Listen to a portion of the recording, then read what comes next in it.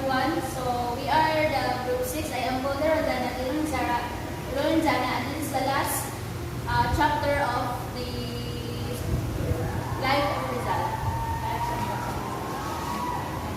So the last chapter is the love of his life.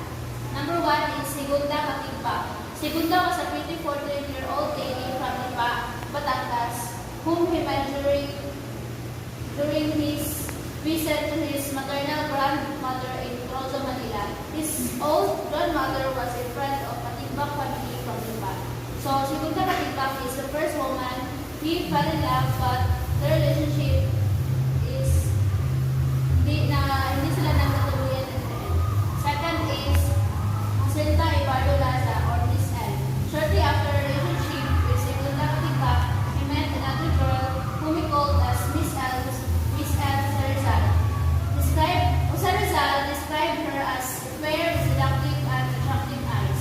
But like Segunda, the relationship did not last because of his unforgettable memory with his first love, Segunda, and the disapproval from his father. The second girl is Jacinta Ibardo. Hindi din nagtagumpay ang kanilang relasyon dahil hindi pa nakalimutan ni Rizal ang kanyang first love at tutol din ang ama ni Jacinta sa relasyon nilang dalawa. Third is Leonora Valenzuela.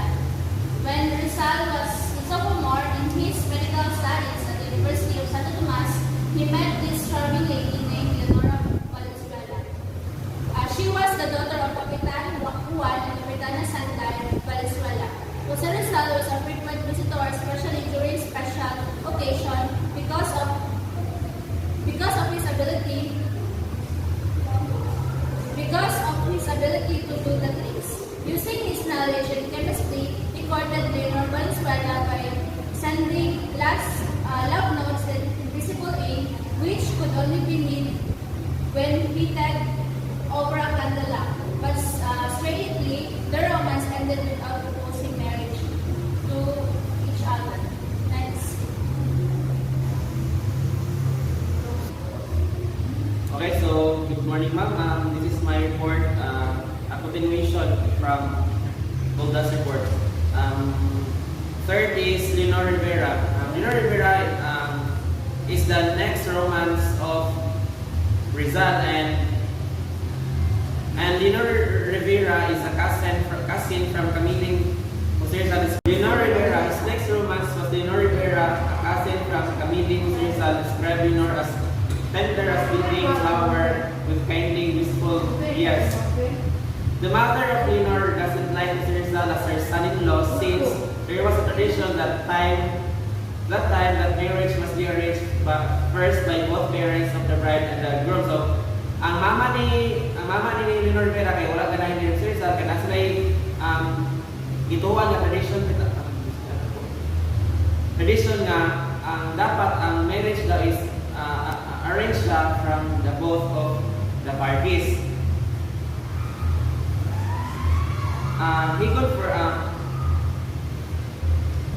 Next is Consuelo Ortega y Perez.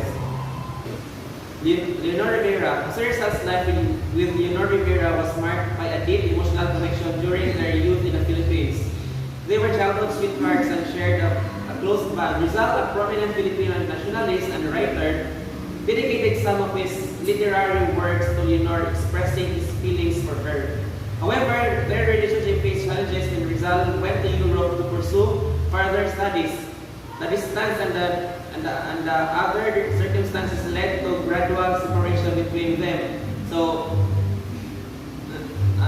nung pumunta si Jose Rizal sa Europe para ipursu ang kanyang pag-aaral, that leads for their nagdulot yon sa kanilang dalawa para maghiwalay. Despite the challenges in their relationship, Rizal continued to play a crucial role in Philippine history, advocating for social reforms and ultimately sacrificing his life for the cause of independence. Leonor Rivera's life after the separation from Rizal is not as well documented, and historical records provide limited information about her later years. Next is Consuelo Ortiga E. Perez. In 1882, Rizal met Consuelo Ortigas E. Perez, where he was attracted to her, a daughter of the former mayor of Manila, Dan Pablo Ortigas E. Perez. In his poem entitled Las Severita, COYP, he expressed his love and admiration for her, although he found little comfort and joy in her company, and his love with Consuela did not blossom into a serious affair because he was still engaged to Leonor Rivera, and he doesn't want his friendship with Eduardo Dilete, who was deeply in love with Consuelo, break the friendship over a girl. So, atong 1882, noong 1882, si Jose Rizal ay na-meet niya si Consuelo Ortigas. And then, hindi pinurso ni Jose Rizal ang kanyang kanilang affair ni Consuelo, since Jose Rizal was a friend of Eduardo Dilete, who was also in love of Consuelo Ortigas. Next is Jose Rizal. When he went to Japan, he met this young lady named Jose San. He is in her the qualities of an ideal woman, beautiful, charming, modest, and intelligent. Everything in the relationship seemed perfect, and he was almost tempted to settle down in Japan. But he loved his country more than anything else, and his strong desire to help his people was stronger to his.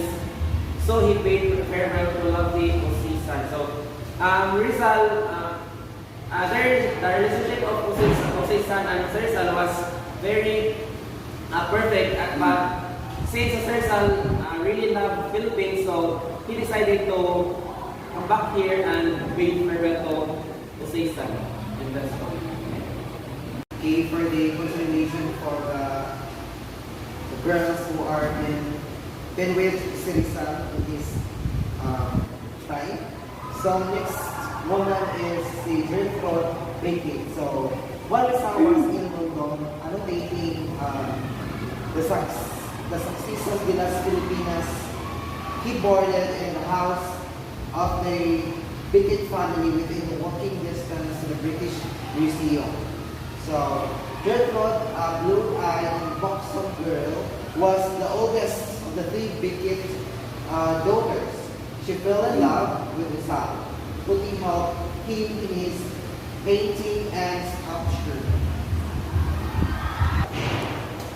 But Rizal suddenly left London for Paris to avoid Gertrude, who was seriously in love with him. Before leaving London, he could finish the group of carving and Beckett sisters to give the group carving to Gertrude as a sign of their brief relationship. So the next woman is Nellie Boston. So Rizal, having lost Leonor Rivera, 13, doctor, courting other ladies, while a guest of the Boston family at their residence in the resort city of Biarritz, he had befriended the two pretty daughters of his host, Eduardo Boston. So Eduardo Boston was the father of Lily Boston. So Rizal used to paint the sisters at the studio of Juan Luna, Antonio Luna, who once brother, also frequent visitor of the Boston's courted Nellie, but she was deeply infatuated with Rizal. In party held by Filipinos in Madrid, a drunken Antonio Luna uttered unsavory remarks against Lily Boston. So the drunken Antonio Luna was going to unveil the relationship between Rizal and Boston. So their love affair unfortunately did not end in marriage. Failed because Rizal refused to be converted to the Protestant faith, as Nellie demanded, and Nellie mothers did not like physician without physician-in-law. The lovers, however, as good friends, Rizal and Yuri. So that's all. So this is the last part of the chapter 6 and Rizal's life. So in 19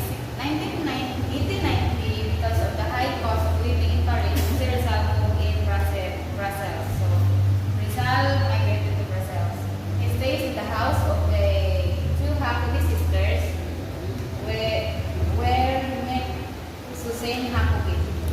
So Susan Hakubi, she was born on the Grand Duchy of Luxembourg, the daughter of Peter, Phil, and Clara Hakubi, a sister of the older Susan. So Susan and Rizal with each other, and she was most likely more in love with Rizal than he was with her. The short romance ended in 1891 when Rizal moved to Jen. She was a lovely young lady, niece of all the Hakubi sisters. After several meetings, Rizal and Susan had fallen deeper in love with each other. It was a short suitor in Brazil, so he had to leave the place, grieve and cried so much when Rizal left the place when she was already in Madrid. Susan wrote him a letter stating, "I feel very unhappy thinking that perhaps I never will see you again." So Susan and Jose Rizal, hindi din sila nagkakatuluyan dahil Rizal moved in Madrid. So the next is the last woman in his life is Josephine Bracken. So when Jose Rizal was depressed because of the many events happened to him in Dapitan, and most especially the death of Leonor Rivera, came Josephine Bracken, who accompanied his foster father, Mr. George Topper, to seek his services. So Josephine Bracken was described as a slender, and she's not blonde with blue eyes, dressed with elegant simplicity with an atmosphere of light gaiety. So came into his life where he needed somebody to cheer him up on his lonely exile in Dapitan. So Josephine Bracken was the one who accompanied Rizal during his exile in Dapitan. So she was born in Hong Kong on October 3, 1876, 15 years after Jose Rizal was born. So their age gap is 15 years. Her parents were Irish. Her father was a corporal in a British garrison, and her mother, Elizabeth Jane McBride, died in childbirth. So, Josephine Bracken is wala ng ina. Ang kanyang ina ay namatay pag anak sa kanya. Josephine was later adopted by Mr. George Topper, who later because blind, Rizal and Josephine fell in love, and after the worldwide engagement, the two decided to get married. However, Father Obak, priest of Dapitan, refused to solemnize their marriage without the permission of the bishop in Cebu. So, hindi sila nakasal. When Mr. Topper heard this, he flared up violently and attempted to commit suicide by cutting off his throat with a sword.